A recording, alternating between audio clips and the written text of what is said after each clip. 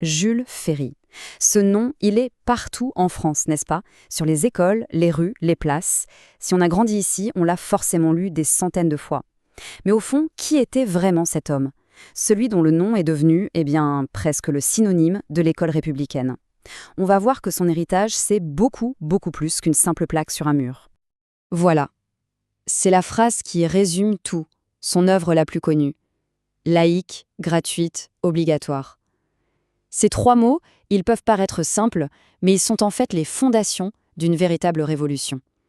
Une révolution qui a littéralement façonné la France moderne.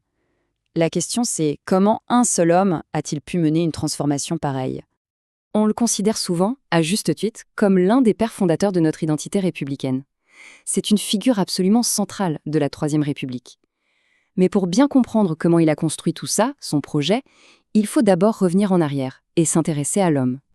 Parce que pour vraiment saisir la portée de ces lois, il faut aller au-delà de l'image d'Épinal, au-delà du mythe. Qui était Jules Ferry avant de devenir ministre? Quel a été son parcours pour l'amener de ses Vosges natales jusqu'au sommet du pouvoir? Vous allez voir que bien avant d'être le grand réformateur de l'école, Jules Ferry était déjà une personnalité publique, et une personnalité très influente.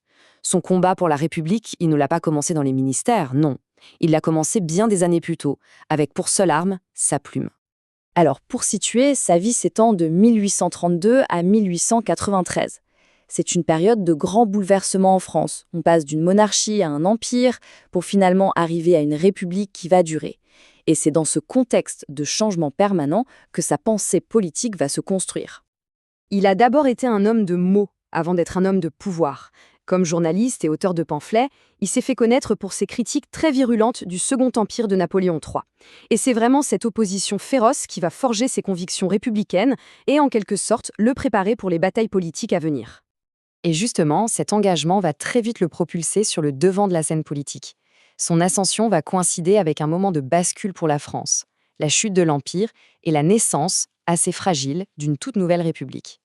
Et là, son ascension est fulgurante. Vraiment. Regardez bien les dates. 1869, il est élu député. Un an plus tard, un an à peine, en 1870, il est à l'Hôtel de Ville de Paris pour proclamer la République. C'est incroyable quand on y pense. Et la décennie qui va suivre va le voir s'installer comme un pilier, un homme fort de ce nouveau régime qu'il a aidé à mettre au monde. La période entre 1879 et 1885 est absolument déterminante. À ce moment-là, il a les mains sur les plus grands leviers du pouvoir. Et c'est depuis cette position qu'il va enfin pouvoir mettre en œuvre sa vision pour la France. Il ne faut pas croire qu'il n'était que l'homme de l'école. En occupant tous ces postes, parfois même en même temps, il avait une influence considérable sur la politique intérieure, mais aussi extérieure du pays. Mais c'est vrai, c'est son rôle de ministre de l'Instruction publique qui va le faire entrer dans l'histoire. On arrive maintenant au cœur du sujet, à l'œuvre de sa vie, ce qui a fait de lui une figure historique, sa révolution de l'école. Son ambition était à la fois très simple dans son énoncé et complètement radicale pour l'époque. Son idée? Retirer l'instruction des mains de l'Église pour la donner à la République. L'objectif, c'était de faire de l'école non plus un lieu où l'on forme un croyant, mais un lieu où l'on forge un citoyen. Sa vision repose donc sur ces trois piliers qui sont totalement inséparables.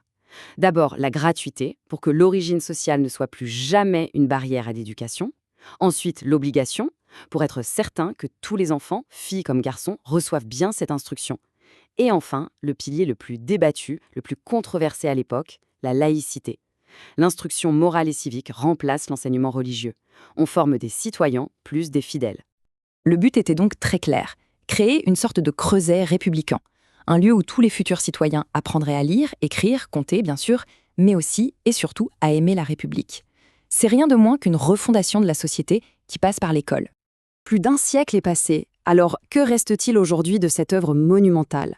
Eh bien, son héritage, ce n'est pas juste une page dans un livre d'histoire. Il est encore au cœur du fonctionnement de la France d'aujourd'hui. Il faut quand même se rappeler qu'à l'époque, ces lois ont été combattues avec une violence incroyable. Elles étaient vues comme une attaque directe contre l'Église, contre les traditions. Et pourtant, avec le temps, ce sont bien ces lois si controversées qui sont devenues le socle, la base de notre identité républicaine. Voilà, cette phrase résume parfaitement la place qu'il occupe dans le Panthéon national. Ce n'est pas juste un ministre parmi d'autres. Non, il est vraiment perçu comme un architecte de la nation. Celui qui a donné à la République son outil le plus puissant, son école. Et c'est la question qui reste ouverte. Ces principes, qui ont été posés il y a presque 150 ans, sont toujours au centre de nos débats actuels, parfois très vifs, sur le rôle de l'école, la place de la religion, la définition même de la citoyenneté. L'héritage de Jules Ferry, en fait, ce n'est pas une relique du passé. C'est une conversation qui continue, une question que chaque nouvelle génération doit se poser à son tour.